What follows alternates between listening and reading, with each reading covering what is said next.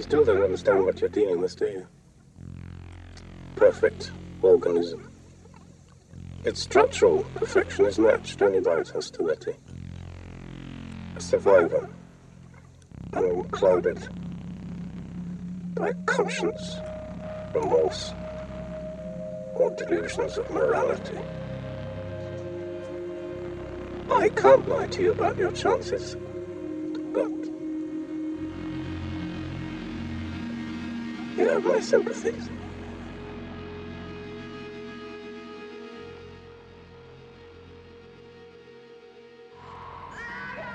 There's something that lurks in the dark recesses. You know it. You've felt it. It's something that we all have, a connective human trait. Do you know what it is? It's fear.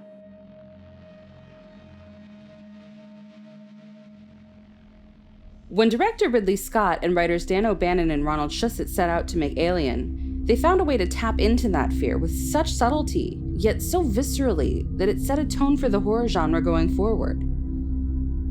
So how does one design fear? As it turns out, quite collaboratively. Because when it comes to Alien, we can't credit just one production designer, just one concept artist, just one visionary. It's a film that took different aesthetics, skills, and viewpoints in order to create everything that we see. And with the directive of creating a haunted house movie in space, there was quite a bit of pressure to live up to the precedent set by previous science fiction films, especially with only about 4 months between final budget approval and filming. There's quite a bit to unpack when it comes to the design of Alien as a whole. There's the Nostromo, LV-426, the derelict, and of course the creatures themselves. But let's start at the beginning. The USCSS Nostromo. As fans of the film know, the Nostromo is a commercial towing ship owned by the Weyland-Yutani Corporation that hauled an ore refinery between Earth and the outer colonies. 3 versions of the Nostromo were built for the film.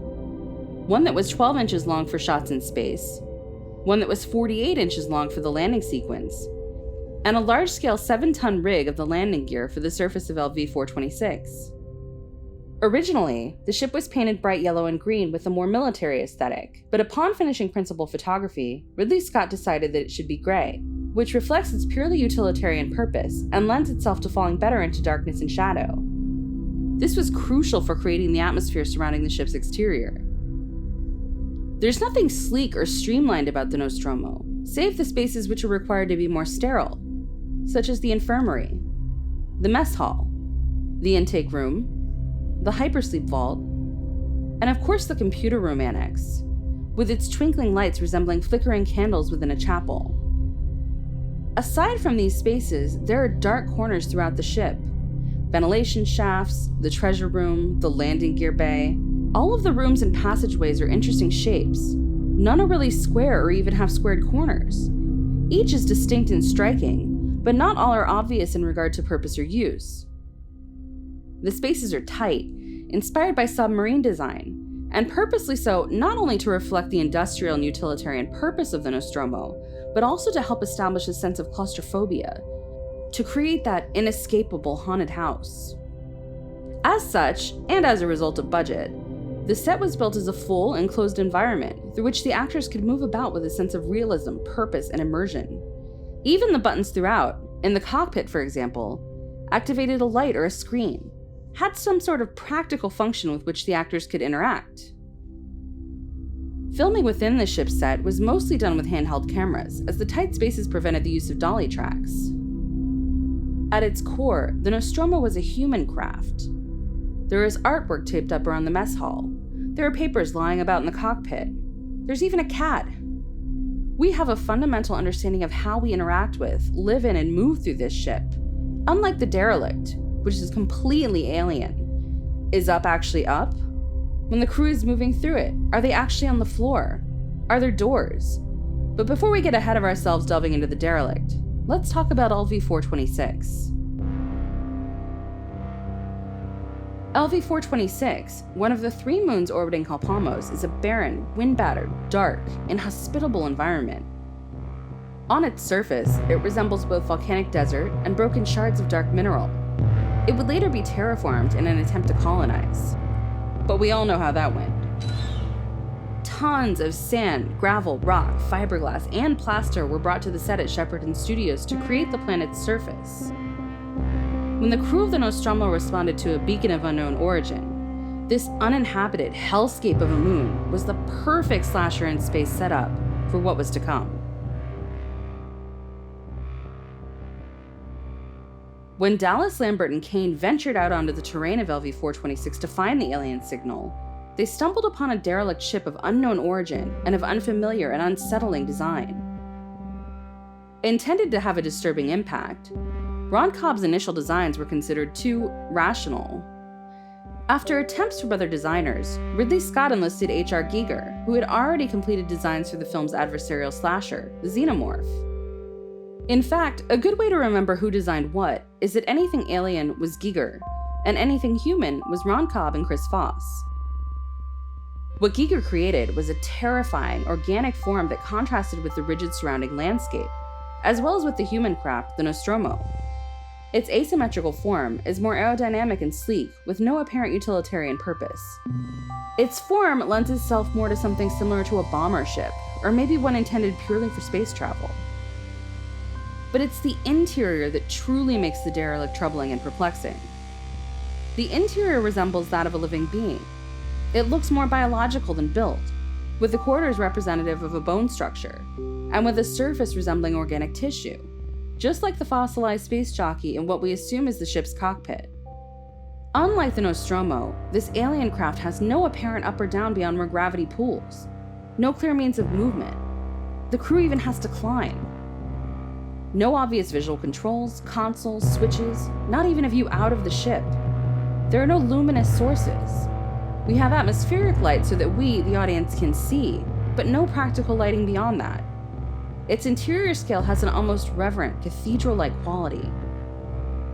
It's truly a house of horrors, with the cargo hold containing the unimaginable. Twisted forms of humanity. This was our first thought about the creatures throughout the entire Alien franchise. Of course, anyone who's seen Alien in any of the subsequent films that share either its timeline or its universe understands the basic life cycle of the creature featured in the original film. While most of the names of the creatures wouldn't be mentioned or even established until subsequent films, we'll use them here for reference because we all know them. First, there are the eggs, or the ovomorph, approximately 130 of them, located in the cargo hold of the derelict. In order to make them look incredibly biological in nature, but keeping in mind the strict budget, the eggs were created with a lot of organic material and practical effects. As we know from the unfortunate events which transpire with Kane, what emerges from the ovomorph is the facehugger parasite, which attaches itself to the victim's face, renders them unconscious, inserts a probe down their throat to provide them with oxygen, and implants the victim with an embryo. Of course, they can't be removed without damaging the host, either by retaliatory and possibly defensive suffocation, or because any attempts to cut it away results in its leaking acidic blood. After anywhere from 20 minutes to 16 hours, the facehugger will release the victim and crawl away to hide before dying. Over the course of 1 to 24 hours, the embryo gestates to its next phase in development, the chestburster. As the name suggests, and as we all know from one of the most terrifying scenes ever conceived and filmed up to this point in history, the chestburster breaks out of its host, flees to a secure location, and quickly grows, becoming a full-grown xenomorph in a short span of time. The aging and dying process continues to be apparent in the color of the xenomorph, which, over the course of the film, changes from nearly translucent dark gray to black. While there was only one xenomorph creature in the film, 3 types were constructed for various shots of action. The first was the most intricate and complex, the xenomorph head and puppet, designed by Giger and mechanically conceived and constructed by Carlo Rambaldi, who worked together over 3 or 4 weeks to complete it. The second was the costume wielded by Balaji Badio, and the third was a slightly modified costume, worn by a gymnast for the more physically challenging scene in the claw room. These creatures, now iconic in the world of cinema in general, and especially in the horror genre, were all designed by Swiss artist Hans Rudi Giger. Known for his imagery of humans and machines grimly intermingling in a chilling dance of life and subjugation, often with overtly sexual overtones. Giger first met Brider O'Bannon while he was working in Paris on a film adaptation of Frank Herbert's Dune. Unfortunately, that project fell through, but Giger's impression on O'Bannon was so profound that he actually inspired his writing of the titular alien. The first creature that Giger designed for the film was the xenomorph, the design for which was directly inspired by his 1976 work, Necronom 4. When Ridley Scott first saw Giger's work, he knew that this was the vision of the final form of the alien creature. So now the task at hand became refining it to look more real, and creating the various forms of its life cycle as it was conceived, born, and grew. Giger's work was inspired by events throughout his childhood and youth, particularly surrounding his insecurities and fears. He claimed to have been able to remember the events surrounding his birth. A large room with a single opening, an increasingly narrowing tunnel through which his escape was blocked, and his inability to return to that larger space in which he felt safe.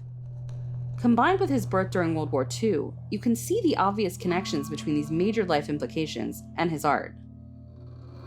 Other points of inspiration that were linked to Giger's life were ancient Egypt, particularly mummies with their exhibited skeletal structures and representations of elongated skulls, inspiration of the purity of the female form, and, of course, writings of acclaimed horror fiction, such as H.P. Lovecraft. To us, something that really sets Alien apart from the other horror films of the 1970s is the atmosphere of the film. It was conceived with such subtlety and was so thoughtfully created that it set a precedent for horror and thriller films that is still being aspired to today. Aside from the incredible sets, creature design, and effects, several key tactics were employed.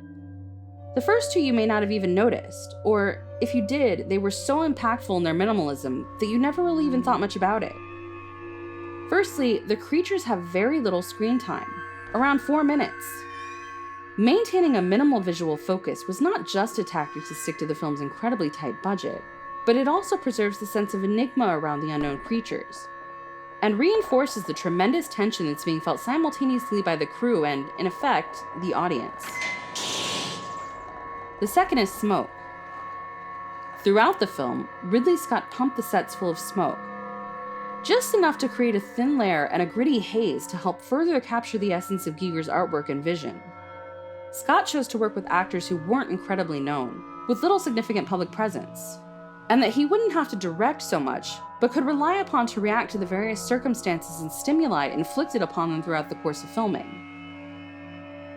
With everything else meticulously and exquisitely crafted, the lighting became one of the bigger challenges on the film. Initially, Scott envisioned lighting the entire set rather than doing it more typically, with specific lighting setups and types for each shot to capture the proper mood and shadows. But the result was too television-like, and there were too many things improperly lit, with too many random dark spots. So it was changed back to the more typical setups, and lighting was integrated into the sets as much as it could be. In a film like Alien, the lighting is so crucial to setting the tone, and if you pay attention, you'll notice its variations. When everything is generally fine and normal, or at least seemingly so, the light is brighter and more even. When things are more serious and there is a sense of danger, but perhaps not an immediate threat, the lighting is dark. When there is peril or a sense of urgency, there is a high light to dark contrast. And of course in the third act, when Ripley set the Nostromo to self-destruct, the lights have a strobe effect, mimicking the urgently ticking clock that's counting down to its destruction. Around 200 workers, technicians, and artists came together to create the unique look of Alien. Despite the limited budget, intense schedule, and incredibly unconventional vision, they managed to not only create a film that has become synonymous with science fiction horror, but a film that's inspired 7 additional films, 3 sequels, 2 offshoots, and tangential prequels, but also novelizations, video games, comic books, toys, a forthcoming series, and countless resources on the internet with endless information, covering anything you'd ever want to know about the universe. So while they may have set out to construct a feature film, a slasher horror, a haunted house in space, what they created was a living embodiment of fear, and an extraordinary cinematic response to our deepest flaws, insecurities, and greed. A look at the horrors for which we will trade our most prized possession and uniqueness, our humanity.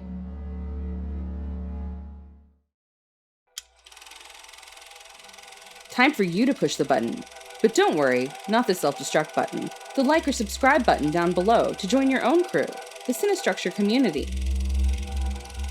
And don't go floating away. We've got plenty of other videos for you to enjoy.